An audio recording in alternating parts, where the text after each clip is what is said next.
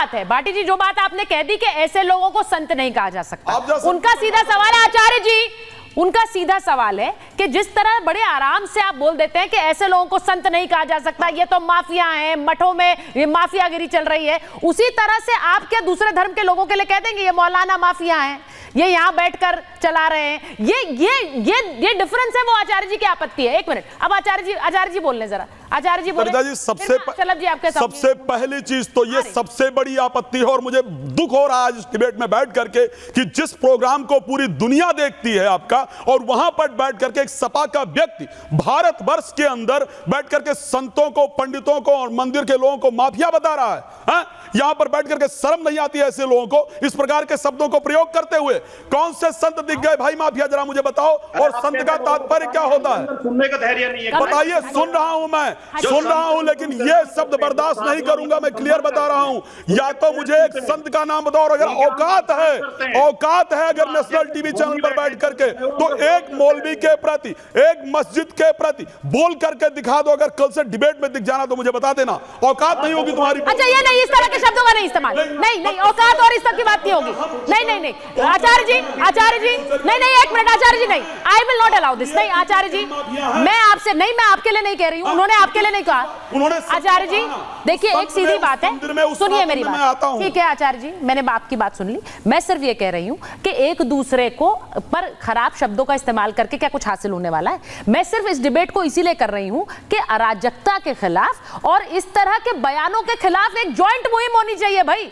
क्यों किसी के धर्म को अपमानित किया जाए? किसी भी धर्म को अपमानित करना नहीं सही है। सुचा जी, सबसे पहले जो कुछ हुआ, मैं कभी भी किसी भी धर्म के महापुरुषों के प्रति, चाहे वो पैगंबर साहब हो, चाहे जो भी, चाहे कुरान के प्रति हो, कोई भी गलत टिप्पणी नहीं होनी चाहिए। धर्म सबका है और सम्मानीय है, चाहे वो राम के प्रति हो, चाहे कृष्ण के प्रति हो, गणेश पांडाल पर चाहे पथराव हो, चाहे दशहरे पर पथराव किया जाए, चाहे होली दिवाली पर कोई उत्पात मचाए जाते हैं, मैं सबके प्रति कहता हूं जो भी इस प्रकार के कार्य करें उनके प्रति सख्त से सख्त कार्रवाई होनी चाहिए। लेकिन इस देश के अंदर आप मुझे बता दीजिए, टेलर का सर काटने वालों के लिए कानून के तहत कार्रवाई की जा रही है ना। एक बच्चे को, दो बच्चों का जाकर के गला काट देता है एक नाई, और उसके कानून के तहत कार्रवाई की जा रही है ना। तो ये क्या तरीका है भाई? अब आज इन्होंने देखिए ये जो बात इन्होंने बोली, अब आचार्य जी रुक जाइए, और भी मेहमान है, आपने अपनी बात करी, पर मैं क्या करूं? मैं कहता हूं कि हिंदू बाहर निकले और आकर के प्रदर्शन। आचार्य जी इसीलिए पता है क्या होता है, जब आप लोगों ने देखा है कि कई बार डिबेट्स में बहुत इस तरह की तस्वीरें आती हैं जो बड़ी रिग्रेटफुल होती हैं। मैं बस ये कह रही हूं, हम जब महाभारत करते हैं, बात महाभारत, शब्द जरूर महाभारत है, शो का नाम महाभारत है, लेकिन संवाद की कोशिश इसलिए होती है कि कोई संवाद के जरिए हल निकले, विवाद ना बढ़े। देखिए ये बड़ा इंपॉर्टेंट है। एक मिनट, अरे ठीक है, मैं एक बार शलभ जी के पास भी जाऊंगी। मुमताज जी सुनिए, मैं बस एक चीज कहना चाह रही हूं कि ये जिस तरह के शब्दों का इस्तेमाल होता है वो चयन बहुत जरूरी है और बहुत केयरफुली करना है।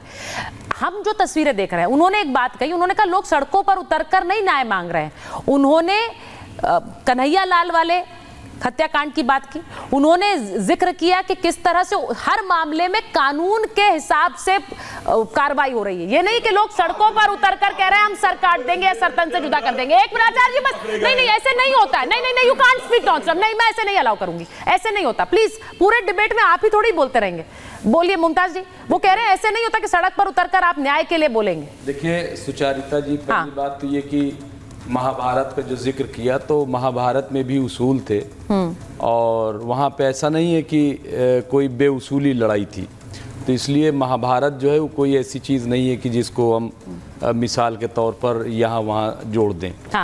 नंबर एक। नंबर दो ये कि सबसे बड़ा मसला देखिए, भारत के साथ साथ पूरी दुनिया में भारत का मान और सम्मान, जिस तरह के शब्द इस्तेमाल किए जाते हैं, चूँकि सबको मालूम है कि हुजूर सल्लल्लाहु अलैहि वसल्लम वो सिर्फ हिंदुस्तान के मुसलमानों के नहीं हैं बल्कि दुनिया भर के मुसलमानों के हैं। और हमारे वज़ीर आज़म नरेंद्र मोदी दुनिया भर में जाते हैं, उनको सम्मान मिलता है। और ये पहले भारत के वज़ीर आज़म हैं, प्रधानमंत्री हैं, कि जो सबसे ज़्यादा जिन्होंने मुस्लिम अरब मुल्कों में दौरा किया और इनको सबसे ज़्यादा अवार्ड भी वहाँ से मिले। ठीक है, तो क्या ऐसे लोग जो हुजूर सल्लल्लाहु अलैहि वसल्लम की शान में गुस्ताखी करते हैं, क्या ये नहीं चाहिए सरकार को कि वो बयानबाजी करने की बजाय फौरन कार्रवाई करते? अगर उसी दिन ये एक हफ्ता का वाकया हो गया। अगर उसी दिन कार्रवाई हो जाती तो सुचारिता जी क्या ये नौबत आती?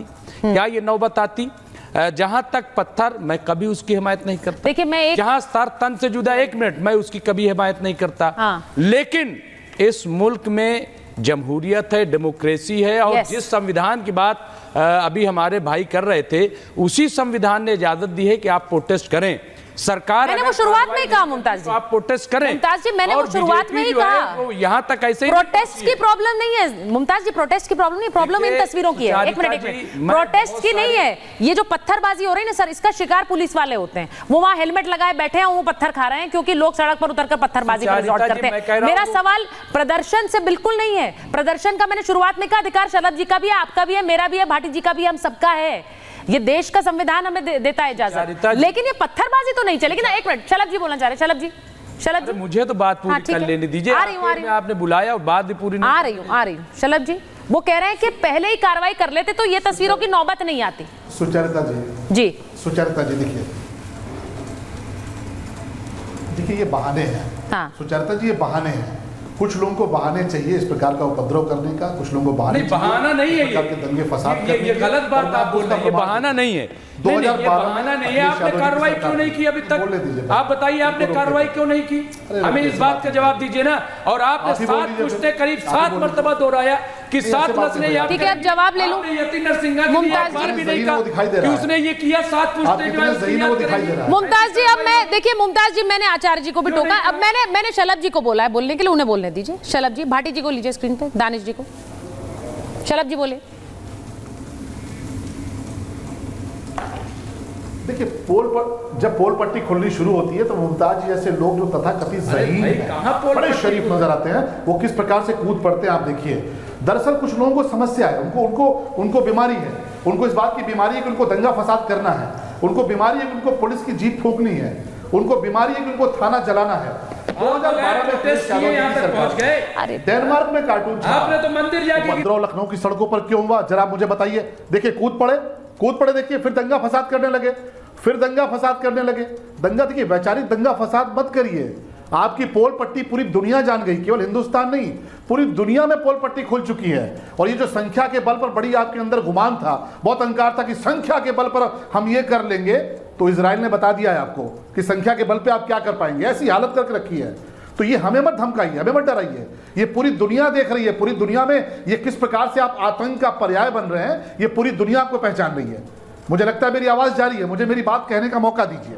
जरा मुझे बताइए, अखिलेश यादव जी की सरकार थी 2012 से लेकर 17 तक में, जो तमाम जुलूस निकले, तमाम बलवे हुए, तमाम दंगे हुए, शिया सुन्नी के बीच में जो दंगे हुए, उसमें किसकी गलती थी?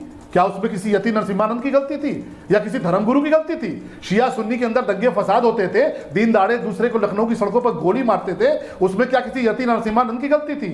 डेनमार्क के अंदर कार्टून छपता है, आप उतर के बाबा साहब भीमराव अम्बेडकर की मूर्ति तोड़ देते हैं, आप भगवान बुद्ध की मूर्ति तोड़ देते हैं, आप भगवान जैन की मूर्ति तोड़ देते हैं। यति नरसिम्हानंद की गलती थी? कार्टून डेनमार्क में छप रहा है, आपकी उंगली में खुजली होती है यहाँ पे दंगा फसाद करने के लिए। वैसे सीएए आया, सीए के जरिए जो दलित परिवार थे पाकिस्तान के भीतर, जिनको उत्पीड़न का शिकार होना पड़ रहा था, उनको भारत सरकार ने कहा कि उनको मौका दे रहे हैं भारत आने का। आपकी उंगली में खुजली होती है हथेली में, आपने थाने फूंक दिए, आपने गरीबों के घर जला दिए, आपने दुकानें उजाड़ दी। क्यों? क्योंकि आपको बीमारी है दंगा फसाद करने की। एक बार में शलभ जी होता है।